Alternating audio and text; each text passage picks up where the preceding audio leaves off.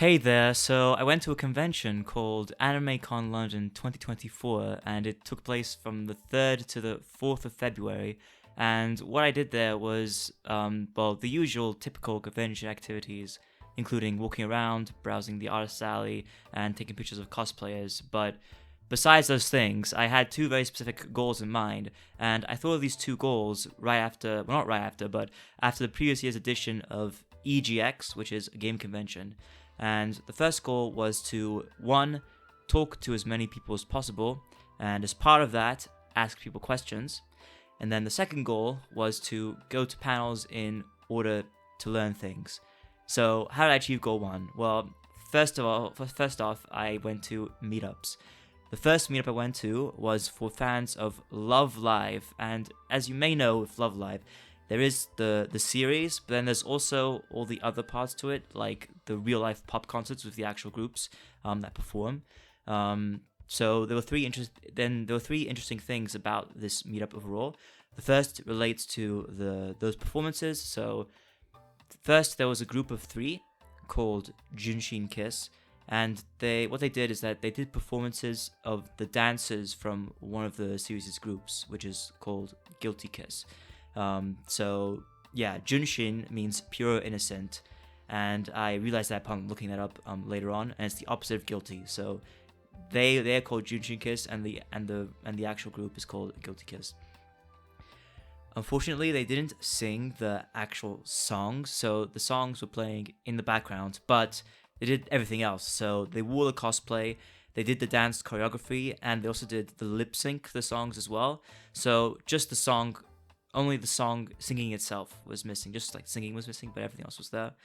And that was just like, yeah, it was really cool to see a fan group doing it like in person, like because I've seen videos online of like some of them doing it, and there's a really funny one where one of them were dancing on like slippery floor. It's pretty famous within the community. That one's really funny, but yeah, to see like a proper performance in person was also really cool. And they also performed at the Afterparty after the convention on the Saturday, but I'll talk about that a bit later. There was also another Love Live cover group, and they performed later on the same day, but I'll also talk about them a bit later in terms of like the timeline of this whole thing. So that was the first interesting thing. The second interesting thing was that at this meetup, I met people who had actually been to some of the concerts in Japan. So they brought like paraphernalia and like a lot of glow sticks, the sticks that you wave during the concert, which have lights on them. So, which emulate, that basically makes the whole crowd make it like a sea of light. You can change the colors in them as well. So like certain performers have certain colors associated with them based on the characters that they represent. So like they're sometimes changed depending on the song. What like it's about like what's supposed to be done there. But they brought all that, and they were like a real hype squad. It wasn't like a lot of people. It was like about 4 or 5, maybe 3, 4 people at least. And they were like a real hype squad, and I joined them in their cheering for the group, for both groups, because they were there for both groups, and that was that was definitely fun. But what struck me about this experience is that I actually felt a bit out of my element during this, and I felt that because of 3 main like reasons. So the first is that I haven't actually listened to a lot of the other franchise songs that aren't featured in the anime. Like I've listened to some of them, like Guilty Night, Guilty Kiss, and like Guilty Eyes Fever, like a few of them, but not like that much. So I wasn't like completely familiar with all the songs I wasn't familiar with all the songs they played. The second was that there are a few like series and song specific cheers and like glow stick movements that I didn't know. So there was that. And then 3, the third reason is because I hadn't been to any previous performances in real life or even any other cover performances, I wasn't very used to the physicality of like cheering and raising my arms within the context of Love Live and like actually being present there and cheering and waving my arms and everything. And I think that's because like my style of engagement, it's almost always introspective about like any art. It's mainly me sitting in my room, talking on Discord or Twitter, and like just walking somewhere where I'm just out and about. Like, it's all me thinking about just like internally and thinking about and conversing a little bit with other people. It's not like this like very physical expression of it.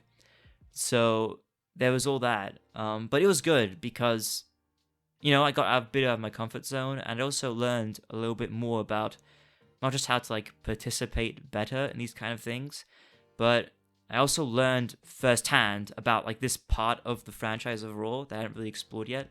So yeah, it was good. It was a good learning experience, definitely, for sure. And here I also, you know, part of my goal of what even was it?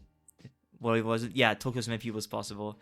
So part of my goal was to ask questions to people, and I include this because I strongly believe that conventions, they're social space, and it's good to make the most of that opportunity to be able to interact with people that you don't know within the space, especially if the people outside of like social bubbles you might be in, just get a different perspective and be more in tune with like the general populace.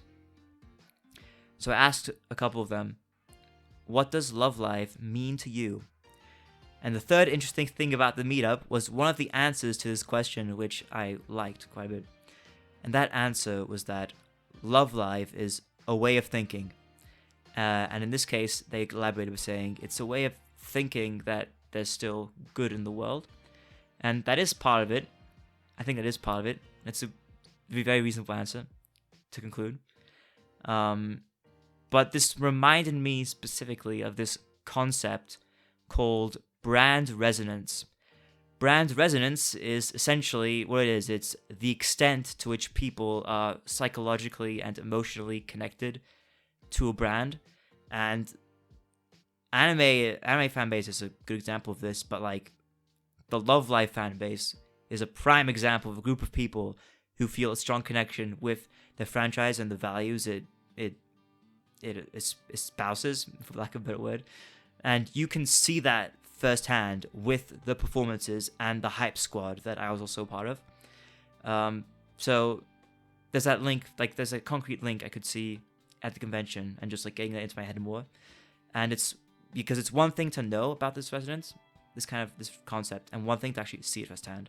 Of course, like, because I've been thinking about the franchise myself, like I am resident of the brand as well, but like, as I said before, the physicality of it mattered here. So the physicality of it was a contributing factor to, you know, give a different perspective to this. And speaking of asking questions, so I also took pictures of cosplayers, and with cosplayers, I always asked them why they picked the character. And there were four reasons for this. 4 reasons I found. The first is character resonance, so the person just resonated with the character. There was a Resident Evil cosplayer who cosplayed Ada, and she just like really liked the character and thought she was also overhated. And she specifically said like her vibe, which is great, and other things I'm sure. So yeah, this character resonance. Second is aesthetic. So I found a cosplayer from Love Live as well, cosplaying Maki, and they asked her why why Maki in her specific outfit, and she said because I think she said that her outfits were the most aesthetically pleasing of them all, so that's why she picked the character, and that's pretty much that character outfit. So that's pretty much why. The third is logistical. So I ran a group of 3, and like one of them said, well, I wanted to do something else, but I didn't have time, so I just put this because it was easy, and you know, it was for logistical reasons. And then the fourth one was emotional experience. So I met a couple who were cosplaying Light and Misa from Death Note, and there were other reasons as well, but it was also the first anime they watched together, so I thought that was really cute. And yeah, that put a smile on my face. But one thing I had to think about while asking questions is that, and one thing I learned is that you shouldn't bombard them with questions, because, you know, asking pictures and asking questions, like, it can still be a bit awkward. And some of them are like shy, or they don't expect they don't expect it. Like, you just expect the photo. Like, they don't expect like these kinds of questions. So like, what does live mean to you? Like, that's a hard question, right? So with cosplayers, I'm just like, just ask them once, and then be on your way, and that's it. Don't push on them. And then another meetup, another set of meetups was the J-pop and K-pop RPDs. RPD stands for Random Play Dance. Essentially, everyone surrounds a screen, and the screen plays a video of random pop songs, in a certain sequence, like about 10 seconds each or something. And everyone gathers around the screen, and then if you know the song, you're encouraged to go into the center of the circle and do the dance. So there were two of them for J-pop and K-pop. And 3 people at the K-pop RPD, 2 of them wearing some few very futuristic costume with like helmets and everything. One of them was Hatsune Miku cosplayer. So 3 people there, they knew 95% of the dances. Like, they completely killed it. They were absolutely the stars of the show. Very impressed. And I thought, how do they know all this? How do they know everything? But of course they do. If they're into the activity, and they consciously practiced, and you cared, then of course they know. It just, I still think it's impressive, the amount, but they knew almost everything. But I thought it was curious that I thought that question in the first place, because I guess it makes me realize again how there are still a lot of things that I don't know about. So it's oh yeah, I can learn about all this stuff and all the branches of anime fandom, because it's so vast. Anime, manga, cosplay, light novel fandom, it's so vast, and there's so many little things. And yeah, even with the Love Life stuff beforehand, learning about that firsthand was just, yeah, it was cool. It was all learning experience. So even these meetups were learning experiences, to accompany the second goal, which I'll get to very soon. The last meetup I want to mention is the Afterparty. So at the Afterparty, basically, it's a room in the convention at the end of Saturday where it's like a club room. Just there's a free floor, and then there's people on the top with a DJ set and everything, and also a mini stage. So I continued the goal of talking to people here, but I also just enjoyed experiencing a convention after party for the first time, and listening to all the music and enjoying it. One example that I especially liked was Caramel Dance, and it just started playing. I was just shaking the camera, yeah, it was fun to hear that. But it was quite easy to talk to people here, especially if they were in cosplay. So, you kind of just have to approach them and then say something about the cosplay, how'd you do the wings? The wings are cool, or hey, that's cool. Your cosplay's cool. But even if they're not cosplaying, just ask them if they're having fun, and then just roll from there. So yeah, I had good conversations with people there. And also Junshin Kiss performed there as well again. So that was fun to see again. And yeah, I joined a Discord server, and overall I just had fun talking to people, and yeah, I think I did a good job overall, just talking to people and asking them questions throughout the 2 days. And yeah, I'm pretty proud of that. I'm proud of that, really. It was tiring, but it's worth doing again, worth putting in the effort. So that's goal 1. Goal 2 was to go to panels to learn things. The first panel I went to was a Cristina V panel.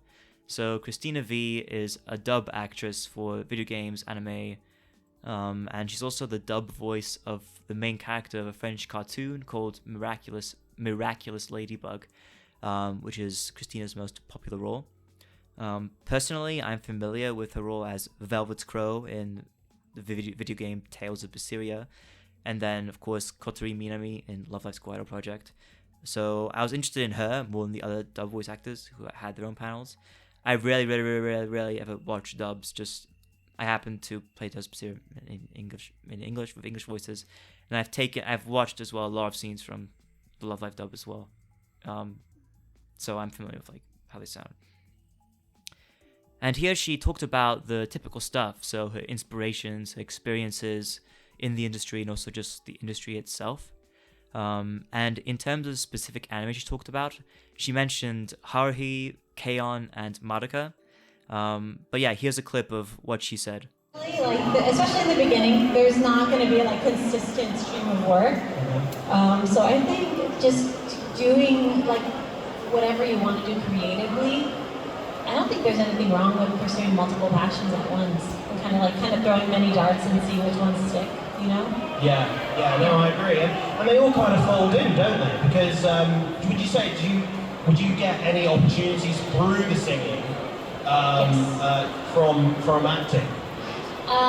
So singing, there's a show called Haruhi Suzumiya. Do you guys know it from back in the day? Yeah. So I did some English covers of Haruhi songs and put it on YouTube when I was a teenager. And so the people who were in charge, like the clients who were dubbing Haruhi, were like, "Who's this girl? She's awesome. Nice. Can she be in the show?" And also, we want to dub the songs into English because of this girl's covers. And because of that, so I didn't get to do Haruhi. They're going to have me in there's like this arc called The Endless Eight. Yeah. They were going to put me as Haruhi in an episode of that, but it didn't work out. But what they did say was, we have this show called K-On, and we want Cristina to be a main character, whichever character she wants. So I got to choose who I wanted to be. That's good. You got to call the shots. I got to, yeah. Lovely stuff. It was really cool, yeah. Yeah. That's pretty incredible, isn't it? So just to clarify, she dubbed Mio in Keion and Homura in Madoka. And I thought it was interesting that she said that Homura was one of her favorite characters, and also that she founded the anime club in a high school, which is a great thing to do, and I respect it. I respect that. I respect club presidents a lot. So, yeah. And during the Q&A, I asked her which character she felt closest to, and she said the main character of Miraculous Ladybug because she spent so much time with her. And I asked this question because like Japanese voice actors talk about feeling a connection with the character a lot. So on Anime News Network, they published an interview with Love Live voice actresses a while ago. And they talk about this, and also in the Anime Q, which I've made an unfinished video on. This is also a topic there. So, yeah. And I think also Henry Cavill playing Geralt in The Witcher also talked about this, but I'm not 100% sure on that. But yeah, it's in the Q video. But yeah, that's why I asked her that question, and I had the opportunity to talk to her again afterwards.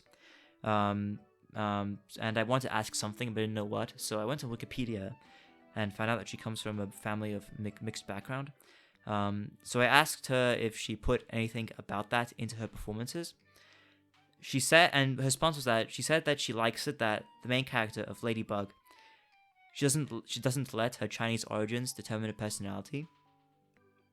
So she found that interesting about the character, and so what she does essentially, she just tries to stick to the acting as much as possible.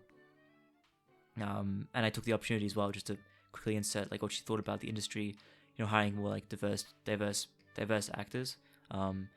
And yeah, she think that the industry has made good strides in casting more like people of color and like LGBT and stuff like that. So yeah, it's good to hear that confirmation from her, like her directly, the opinion of how the dubbing industry is and being more inclusive and stuff. So that was cool. And overall, I think you can tell that she's passionate about her work and that she's very, she's quite professional about it. So I like her just that bit more now. And I respect it a bit more. Moving on to the second panel. So the second panel was Cosplayers for Beginners.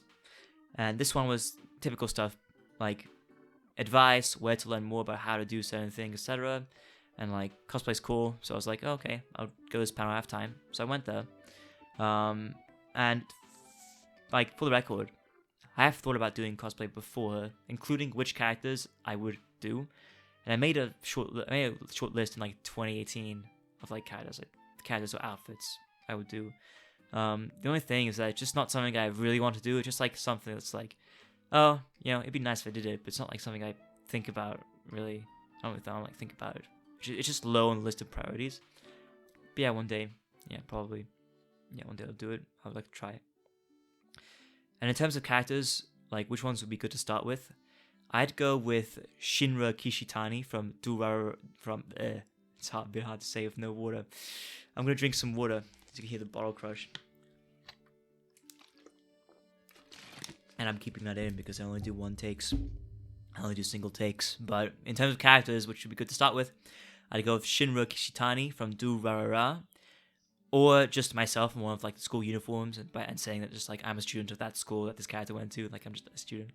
But that'd be, I don't know. I think maybe I could just do that, try that, be a bit unique in that regard, but whatever, we'll see.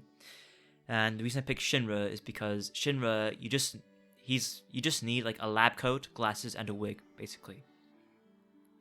Though to make it great, you should also carry around a specific helmet / detached head, because it's a reference to the series. So he's really infatuated with a specific Dullahan's cut off head. So yeah, to make it go great, you had to have that head. But as Pan was saying, like you only need 80% of the character to make it good enough, like in terms of getting people to care about and notice. The other 20% is like small details, so even without the head, I think yeah. Sorry, my voice just something happened. But yeah, 80%. Yeah, you don't need the head, 80%. The rest makes the 80%. But about details, there was a Cloud Strife cosplayer who had a particular detail to add to his sword. And I did notice that, and it did make me appreciate his cosplay more. But so details do still like matter in the sense, but in terms of just people overall ask you for a picture and stuff like that, like 80% is fine. I think it's fine. And the detail, and for those who know, like the detail is that he added 2 materia to the back of his Buster sword, so like in the game when you cook materia. So that was good.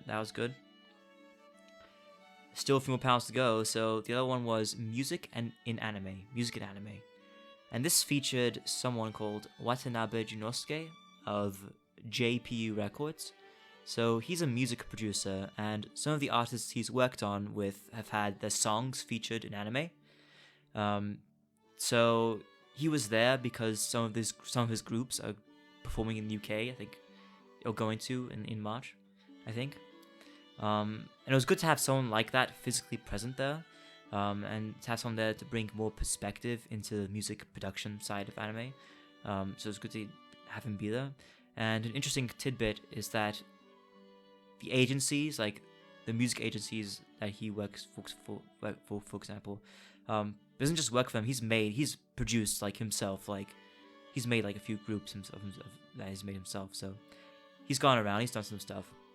But the agencies themselves, they don't decide which artists feature on which series or movie and stuff like that. So rather it's the anime director or the anime producers who have that influence in deciding like which artists they think fit with the anime and yeah.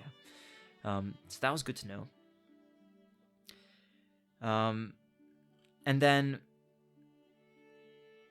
after that, there was the other Love Live cover group performance that I mentioned. So they are called CLaVier. They had their first live performance.